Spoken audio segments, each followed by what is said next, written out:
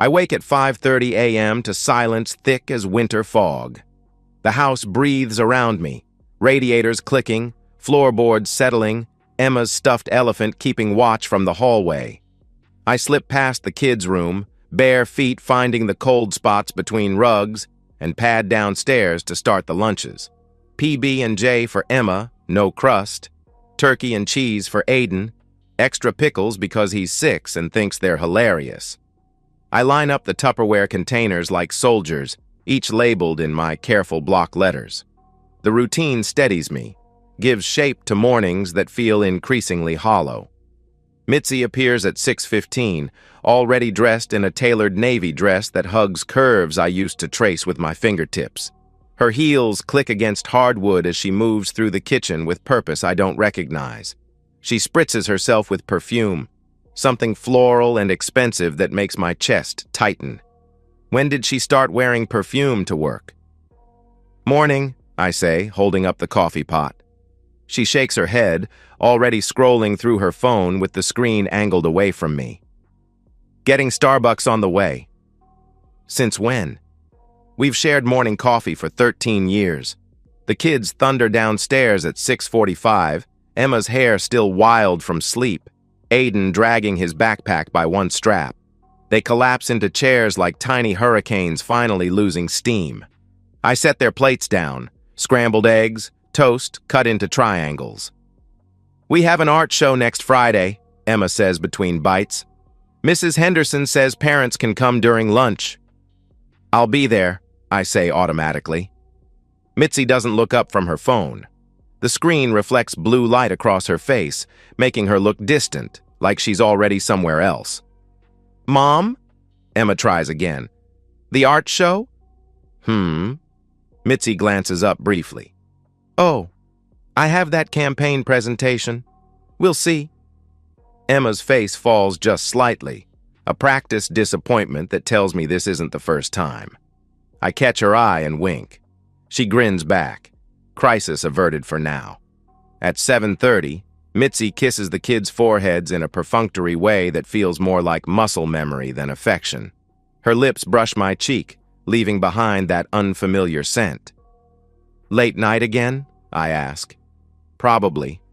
The Morrison Industries campaign is killing me." She's already halfway to the garage, heels clicking their retreat. The door slams, engine starts, and she's gone. The house feels larger in her absence, like a held breath finally exhaled. That evening I fold laundry while the kids watch cartoons. Mitzi's clothes smell different now, not just the perfume, but something underneath, something that doesn't belong to our life. I find myself holding one of her blouses longer than necessary, searching for traces of the woman I married. In the basement, I discover a box of old home videos. I load one into the ancient player, Emma's 3rd birthday, 4 years ago. On screen, Mitzi laughs as our daughter blows out candles, her face radiant with genuine joy. The woman in that video looks like someone I used to know. Sunday afternoon, the Walters host their monthly barbecue. I arrive alone again, carrying a store-bought pie and explanations that feel increasingly hollow. "Where's the missus?" Jeff Walters asks, already 3 beers deep. "Working. You know how it is." Jeff chuckles, sharing a look with his wife Karen. Maybe Mitzi's allergic to fun these days. Laughter ripples through the group. I force a smile and change the subject to baseball, but the words stick in my throat like broken glass. Later, taking out the trash, I notice Mitzi's phone buzzing on the kitchen counter. The screen lights up with a notification. "Tom, can't stop thinking about last night." My hands freeze on the garbage bag. The phone goes dark, then lights up again. "Tom, when can I see you again?" I pretend I didn't see it, but the damage spreads through my chest like spilled ink. I take the trash out slowly, breathing night air that tastes of exhaust and dying leaves. Tuesday, Mitzi comes home with shopping bags from a boutique I've never heard of. She models a silk blouse that costs more than our weekly grocery budget. "For work," she explains. But she's looking at herself in the mirror, not at me. Her reflection smiles back with a secret I'm not allowed to share. Wednesday, I catch her texting at the breakfast table, fingers flying across the screen. When I walk into the kitchen, she quickly locks the phone and sets it face down. "Everything okay?" "Just work stuff." But she won't meet my eyes. That night in bed, I reach for her hand like I've done 1,000 times before. She pulls away gently, muttering about being tired, and turns toward the wall. I lie awake listening to her breathe, wondering when we started sleeping like strangers. Thursday passes in a blur of routine punctuated by small rejections. Friday evening, after the kids are asleep, I find myself scrolling through old photos on my laptop. Lake Geneva, 2 summers ago. Mitzi barefoot in the sand, laughing at something Aiden said. Emma building castles while we held hands and watched waves chase the shore. The memory feels borrowed from someone else's life. My inbox chimes. New message from Anonymous. No subject line. My cursor hovers over it for a long moment before I click. 2 photos load slowly. The first shows Mitzi at a hotel bar, standing close to a man in an expensive suit. Too close. Their body language speaks a language I've never learned to read. The second photo stops my heart. They're kissing under neon light, her hand on his chest, his fingers tangled in her hair. The timestamp reads, Tuesday, 8:47 p.m. The same Tuesday she texted me about staying late for a client dinner. I stare at the screen until the images burn themselves into my retinas. The man has dark hair and confident shoulders. He looks like everything I'm not, polished, powerful, dangerous. I close the laptop and sit in darkness, listening to the house settle around me. Upstairs, Mitzi sleeps peacefully while my world quietly tears itself apart at the seams. The photos feel unreal in the morning light, like frames from someone else's nightmare. I check them again. Mitzi's necklace, the one I bought her for our anniversary, catches the hotel's neon glow. Her posture, the way she tilts her head when she laughs, the small scar on her wrist from when Emma was learning to walk. Every detail confirms what I don't want to believe. I pull up Mitzi's calendar on the shared iPad. Tuesday. Client dinner, Morrison Industries. Don't wait up. The exclamation point mocks me now. I create a new folder on my laptop. Doc receipts. Innocent enough if anyone sees it. I save the photos and delete the email, but the images remain burned into my memory like brand marks. The next few days pass in a strange double exposure. I watch Mitzi move through our life with new eyes, cataloging every detail. She's cheerful with the kids, patient with Emma's homework struggles, gentle when Aiden spills juice on his school clothes. But when we're alone, she becomes someone else, distant, distracted, checking her phone with the practiced secrecy of a spy. "Why does Mom smell like Uncle Jeff's cologne now?" Emma asks Friday morning, wrinkling her nose as Mitzi hurries past. My coffee cup freezes halfway to my lips. Maybe she borrowed his car freshener? Emma shrugs, already moving on to more important things like whether dinosaurs could swim. But I start logging everything. When Mitzi leaves, when she returns, what she wears, how she smells when she comes home. Tuesday morning, after the kids catch their bus, I corner Mitzi at the kitchen table.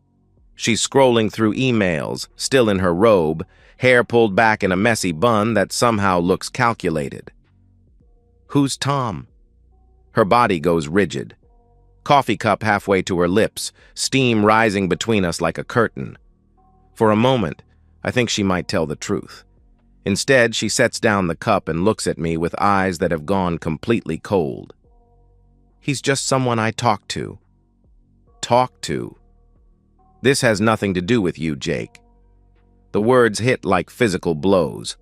I lean back in my chair, studying this woman I've shared a bed with for 13 years. Her face shows no guilt, no shame, just irritation at being questioned. "Tom is leaving in 3 months, she continues, as if discussing a work project. "This won't last. But I need this. for me. She makes it sound like therapy, like meditation, like something healthy and necessary, not betrayal, not the systematic destruction of everything we've built together. You wouldn't dare file for divorce. Her voice carries a smirk I've never heard before. Mothers always win. You'll be renting some sad little apartment with IKEA furniture while I keep the house, the kids, everything that matters. The casual cruelty of it leaves me speechless. She stands, adjusts her robe like armor, and walks away. I sit at the table listening to her shower run, wondering if the woman I married ever existed, or if I've been living with a stranger for 13 years. That afternoon, I drive to Leah's school. My sister teaches 4th grade in the next district over, and her classroom after hours feels like a sanctuary. Construction paper artwork covers the walls, rainbows and stick figure families that believe in happy endings. She said, "What?" Leah's voice could cut glass. I repeat Mitzi's words while Leah paces between tiny desks. My sister is 5 years younger but has always been the fierce one, the protector, the one who fought my battles when we were kids. "Get a lawyer," she says. "Now, before she does. Maybe if I just... Jake." Leah stops pacing and grabs my shoulders. "This isn't a phase. This isn't stress. She's planning to destroy you while keeping everything she wants. Don't let her." On the drive home, I stop at Calvin Morrison's house. Cal has lived next door for 8 years, waters our plants when we travel, accepts packages when we're not home. He's outside washing his truck, country music drifting from a Bluetooth speaker. "Hey, stranger," he calls out. "Haven't seen you at the hardware store lately." We chat about lawn mowers and the weather. Then, with studied casualness, Cal mentions seeing Mitzi at the Sheraton parking lot last week. "Didn't know she was into suits," he jokes, not understanding the knife he's just twisted in my chest. "Figured her for more of a jeans and flannel type, you know." I drive home with Cal's words echoing in my ears. The Sheraton, where the photos were taken. How many people have seen her? How long has this been going on? That night, I place a small voice recorder under the kitchen table while Mitzi gives the kids their baths. $20 insurance from Radio Shack, the kind private investigators use in movies. When she comes downstairs, I start a conversation about her work life. Casual questions about projects and deadlines, the kind of shop talk we used to share. She relaxes, maybe thinking I've accepted her explanation. Within minutes, she's confessing everything. Not intentionally, she still thinks I'm the same trusting fool I've always been. But the details spill out. Tom from New York, the hotel meetings, even laughing about the conference room at Morrison Industries where they had sex while her colleagues worked late downstairs. I sit there nodding and asking follow-up questions like a good husband, while inside I'm falling apart and building myself back up simultaneously. The recording runs for 47 minutes. When I finally turn it off and delete it from the device's memory, I have enough evidence to destroy her. But first, I need to figure out what kind of man I want to be when this is over. Carla Ramirez's law office sits in a converted Victorian house downtown, all dark wood and serious books. She's younger than I expected, maybe 40, with steel gray eyes that miss nothing. Her handshake could crack walnuts. "Play it," she says, after I explain why I'm here. I set the voice recorder on her desk. Mitzi's laughter fills the room as she describes her affair, her voice bright with secrets she thinks will never see daylight. Carla listens without expression, occasionally making notes in careful script. When the recording ends, she leans back in her chair. "This is good. Very good. Your wife's affair with a workplace superior opens several doors. I can argue for shared custody and likely get any alimony claim denied." She explains the legal landscape with surgical precision. Illinois law favors joint custody when both parents are involved, which I am. Mitzi's threats about mothers always winning are mostly bluster, especially with evidence of misconduct. "But you need more than this," Carla continues. "Digital evidence, paper trails, Documentation of the timeline. Can you get that? I can. At home, I set up a systematic evidence collection system. Screenshots of shared calendar entries, time-stamped automatically. Cloud backup data from our family Apple account that Mitzi forgot I had access to. GPS logs from our shared car account showing trips to the Sheraton when she claimed to be at client dinners. The text messages between Mitzi and Tom make my stomach turn. Explicit discussions of hotel rooms and creative uses of Morrison Industries office space. Worse are the casual dismissals of our family, our marriage reduced to an inconvenience they have to work around. Jake won't notice, Mitzi writes in one thread. He's too busy being the perfect dad to pay attention to anything else. I screenshot everything, organize it by date, cross-reference with her public calendar. The pattern that emerges is devastating. A systematic campaign of deception that spans months, not weeks. Carla's next assignment is research on Tom himself. Thomas Hanley, 44, senior marketing director for a Manhattan consulting firm. Married to Dana Hanley, a successful realtor. 2 teenage daughters. His LinkedIn profile shows a man in an expensive suit shaking hands with corporate executives. More importantly, his company's employee handbook explicitly prohibits relationships between supervisors and subordinates. Tom is technically Mitzi's superior on the Morrison Industries project. If HR learns about the affair, his career is finished. I find Dana Hanley's real estate website. Professional photos show an attractive woman with kind eyes, standing in front of a suburban dream house. Married 21 years, according to her bio. I bookmark her contact information but don't reach out. Not yet. Instead, I start a journal. Not for therapy, though Dr. Beck would approve, but to keep myself focused on what this is really about. Not revenge, justice, not destruction, truth. I write every night after the kids go to bed, documenting not just evidence but motivation. This isn't about making Mitzi suffer, I write. It's about stopping her from making me disappear. One evening, Mitzi tries to seduce me. Short black dress, wine, soft jazz playing from the Bluetooth speaker. She moves toward me with practiced sensuality, fingertips trailing along my arm. I stiffen and step back. You don't get to pretend it never happened. Her face transforms from sultry to furious in seconds. You're being cold, manipulative, controlling. She spits the words like accusations, her voice rising. I'm trying to connect with you and you're making me the villain. The gaslighting is so smooth I almost believe her. Almost. Instead, I turn and walk upstairs, leaving her alone with her wine and her lies. That night, she doesn't come to bed. I find her on the couch in the morning, still in the black dress, makeup smeared. She doesn't speak to me for 3 days, communicating only through the kids. Tell your father dinner is ready. Ask your father if he picked up the dry cleaning. I don't take the bait. Instead, I email myself a copy of the recorded confession and store it on an encrypted flash drive hidden in my toolbox. Insurance, in case Mitzi gets suspicious and starts covering her tracks. Carla prepares draft documents and instructs me to wait until Tom's HR office reopens after the President's Day holiday. Maximum impact requires perfect timing. The night before execution, I sit on Emma's bed after story time. She's curled up with her stuffed elephant, hair spread across the pillow like spun gold. Daddy? Yeah. Sweetheart? Are you and Mom fighting? My throat constricts. Grown-ups sometimes have disagreements, but whatever happens, I'm not going anywhere. You understand? I'll always be your dad. She nods solemnly, then brightens. Can we have pancakes tomorrow? Sure we can.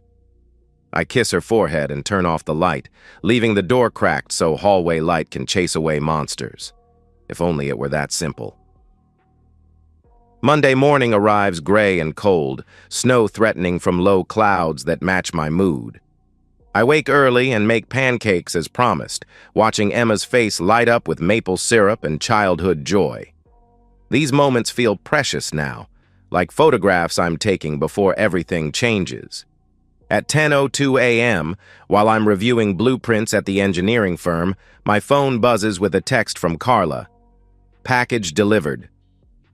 Downtown at Morrison Industries, a professional courier hands Mitzi divorce papers in front of her entire marketing team. I imagine her face as she signs for the envelope, the precise moment when her careful world begins to crumble. Simultaneously, 800 miles away in Manhattan, Tom Hanley receives his own package at corporate headquarters. Divorce papers wouldn't mean anything to him, but the enclosed transcript of Mitzi's confession and formal HR complaint will change everything. I work through lunch, focusing on load calculations and steel beam specifications, anything to keep my hands busy and mind occupied. At 3:15, my phone explodes with calls from Mitzi. I let them go to voicemail. She storms through our front door at 6:30, mascara streaked down her cheeks like war paint, still clutching the divorce papers. Emma and Aiden look up from their homework with wide eyes. "Upstairs," I tell them gently. "Finish your math up there." They scatter like startled birds. Mitzi waits until their footsteps fade before unleashing fury that shakes the windows. "You humiliated me," she screams. "In front of everyone, my career is ruined." I sit at the kitchen table, hands folded, voice steady. "Number, I just stopped lying for you." She comes at me with accusations, threats, tears that feel manufactured. I've seen this performance before, the wounded victim routine that worked for 13 years. Not anymore. "I gave you everything," she sobs. "My best years, my body after 2 pregnancies, my dreams so you could build your little suburban life." "And I gave you my trust," I reply. "You decided it was worthless." By Thursday, Tom Hanley is pulled from the Morrison Industries project pending investigation. Friday brings suspension without pay. Monday, he's terminated for violating company policy. Carla's contacts in New York confirm the details through careful legal channels. Dana Hanley files for divorce Wednesday morning. She sends me a brief email through Carla. "Thank you for telling me the truth. I deserve to know what my husband was really doing in Chicago." The local PTA network buzzes with whispers. Mitzi is quietly removed from the fundraising committee. Her boss suggests she work remotely until the situation stabilizes. The suburban social structure that once protected her now turns its back with surgical precision. Court hearings begin in March. Carla presents our evidence like a prosecutor building a case. Voice recordings, digital evidence, documented timeline of deception. Mitzi's lawyer, a tired-looking man in an expensive suit, struggles to mount any defense beyond character assassination. "My client was going through a difficult period," he argues. "Temporary poor judgment shouldn't destroy a family." Judge Martinez, a woman in her 60s with no patience for excuses, listens with growing irritation. When Mitzi takes the stand and tries to minimize the affair as a brief lapse in judgment, the judge cuts her off. "Mrs. Martin, this court has heard 47 minutes of recorded confession detailing systematic deception spanning 6 months. That's not a lapse, that's a pattern." The final ruling comes in April. Joint custody, 50-50 split. No alimony due to equal earning capacity and Mitzi's demonstrated misconduct. I get the kids alternating weeks, holidays split fairly, school events shared. Mitzi tries one last manipulation, cornering me in the courthouse hallway. "Can we make a deal?" "I'll drop the custody fight if you withdraw the HR complaint. Tom lost his job, his wife, everything. Isn't that enough?" I study her face, searching for the woman I once loved.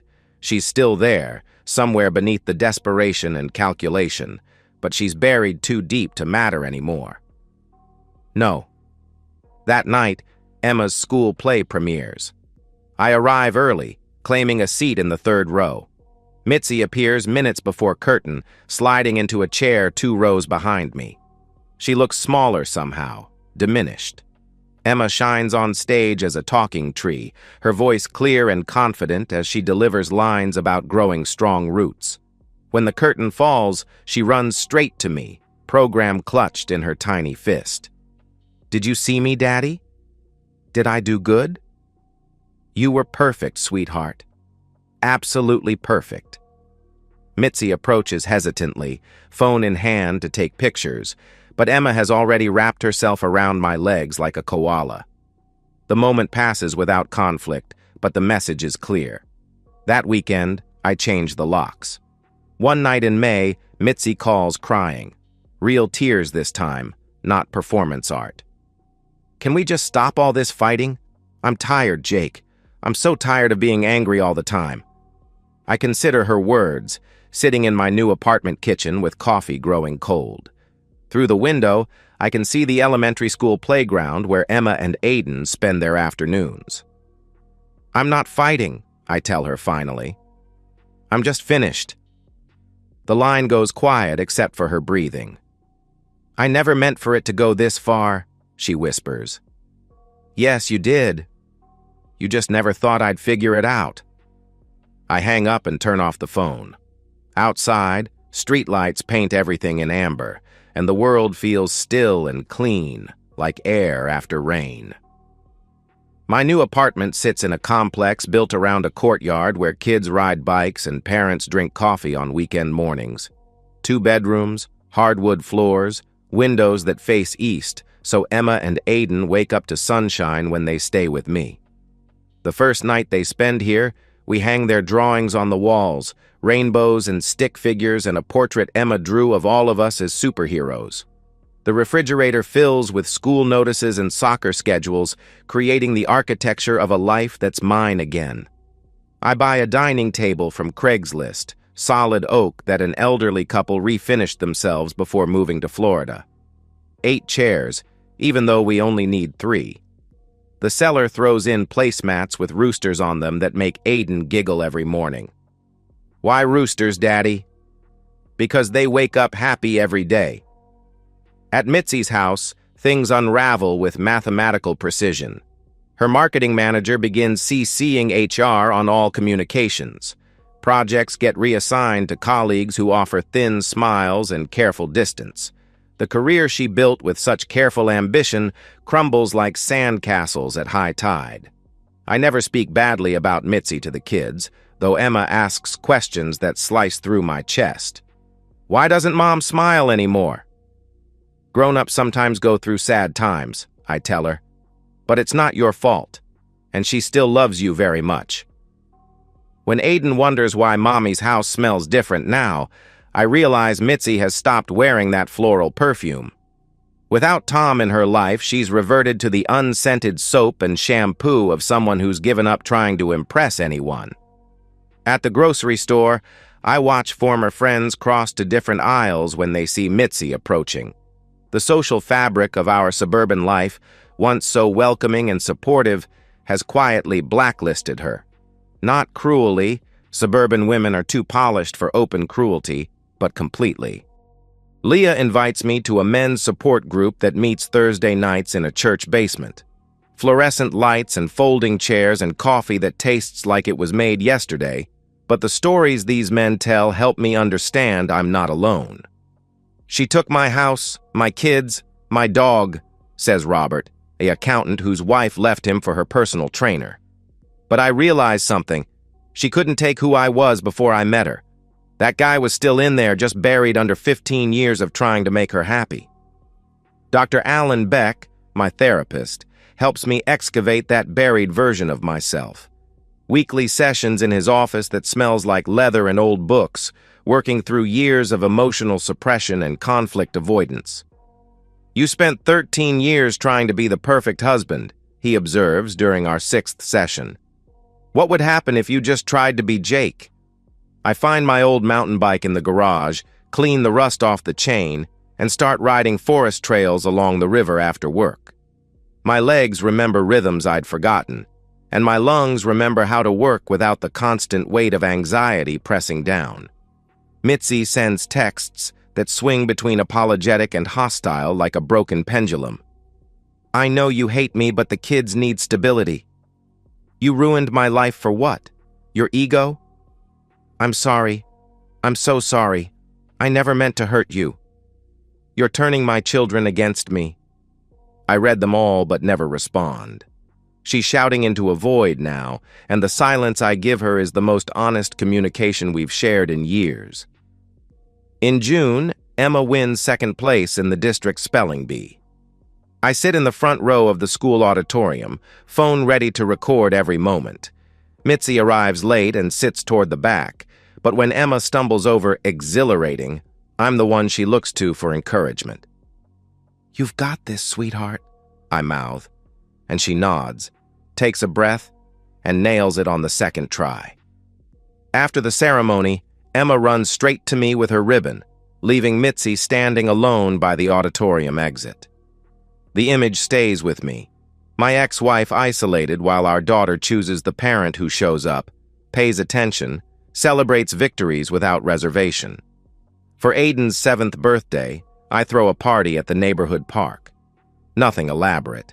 Sheet cake from the grocery store, balloons tied to picnic tables, a cooler full of juice boxes, and the kind of cheap beer fathers drink while their kids play.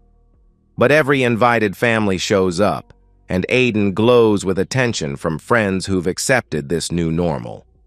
Mitzi comes, sits on a bench apart from the other parents, checks her phone more than she watches Aiden open presents. When he blows out candles and makes a wish, she smiles, but it doesn't reach her eyes. Driving home that night with tired, happy kids singing off-key in the back seat, I realize something has shifted inside my chest. The constant ache of loss and betrayal has been replaced by something lighter. Not happiness exactly, but possibility. I sleep through the night for the first time in months. 6 months later, I arrive early at Lincoln Elementary for Emma's winter recital. The multi-purpose room buzzes with parents claiming seats and adjusting phones for recording. I choose a spot in the 3rd row, close enough to see Emma's face when she spots me in the audience. Mitzi enters as the lights dim, moving quietly to a seat in the 2nd row. Her hair lacks its former polish, pulled back in a simple ponytail that suggests practicality over style. Her phone stays in her purse, a small miracle I wouldn't have believed possible a year ago. Emma and Aiden appear on stage wearing matching red scarves, part of the winter chorus singing songs about snow and friendship and making wishes on stars. Emma's voice rises clear and strong above the others when she gets her solo verse, and I record every second while my heart swells with pride. When the final song ends and the children take their bows, Emma scans the audience and finds my face. Her smile could power the building.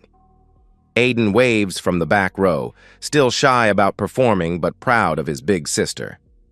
After the applause fades and families begin filtering out, Emma runs straight into my arms, red scarf flying behind her like a superhero cape. "Did you hear my solo, Daddy? Did I remember all the words?" "Every single one," I tell her, lifting her off her feet. "You were incredible." Aiden joins us, still wearing his scarf, and grabs my free hand. We stand there in the emptying multi-purpose room, a small constellation of 3, while other families gather coats and car keys and move toward parking lot conversations. Mitzi approaches slowly, uncertain. She offers a smile that feels genuine, if fragile. "They were wonderful," she says. "They were," I agree. We nod at each other, polite strangers who happen to share the most important thing in either of our worlds. No anger in the exchange, no bitterness. Just acknowledgement that we both love these children, even if we can no longer love each other. Back at the apartment, I make hot cocoa while Emma and Aiden hang their performance scarves by the door like trophies. The ritual feels solid, something we'll remember years from now when they're grown and living their own lives. On the refrigerator hangs a new family photo, the 3 of us in front of the apartment building last summer, squinting into afternoon sun and laughing at something Aiden said. We look happy. More importantly, we look real. That night, after the kids fall asleep in their twin beds, I update the blog I started 3 months ago. Co-parenting after betrayal. Gets a few hundred readers now, mostly men navigating their own divorces, but sometimes women too, wives whose husbands left them for someone younger or richer or more exciting. Tonight's post is about forgiveness, not the kind Hallmark movies sell, but the messier, more practical version that lets you sleep at night and focus on your children during the day. A reader comments, "How do you get past the anger? I wake up wanting to burn everything down." I type my response carefully. You don't have to win. You just have to heal. Winning implies someone else has to lose, and your kids don't deserve to lose either parent. Healing means you get to be whole again, regardless of what anyone else chooses to do. Before closing the laptop, I look at myself in its dark screen. The reflection shows a man I recognize, leaner than before, with lines around his eyes that come from squinting into sunlight instead of straining to see in darkness. I like who I see. In the bedroom, I set my alarm for 6:30. Tomorrow is Saturday, which means pancakes and park visits and whatever adventure two kids can dream up in a day that belongs entirely to us. Mitzi got the house, the furniture, the calendar we built together over 13 years of marriage. She kept the physical artifacts of our shared life. But I got something she can never take back. The version of myself that loved unconditionally, trusted completely, believed in promises made at altars and in quiet moments between heartbeats. That version is mine again, scarred but stronger, cautious but not cynical. She lost the man who would have done anything to make her happy. And that's something she can never get back. I turn off the light and listen to the apartment settle around us. Emma murmurs something in her sleep, probably dreaming of standing ovations and perfect performances. Aiden's breathing comes steady and deep, the rhythm of a child who feels safe in his world. Outside, snow begins to fall. The first real snow of winter, the kind that transforms ordinary landscapes into something magical by morning. Tomorrow, we'll build snowmen in the courtyard and drink hot chocolate until our stomachs hurt and create memories that belong only to us. The future spreads out ahead like fresh powder, unmarked and full of possibility. I close my eyes and sleep. And that's the end of today's story. If you enjoyed it, please give this video a thumbs up and drop a comment below. Your support helps the algorithm push my content further. If you're new to the channel, don't forget to hit that subscribe button. It really helps me keep creating more stories for you. Thanks for watching, and I'll see you in the next one.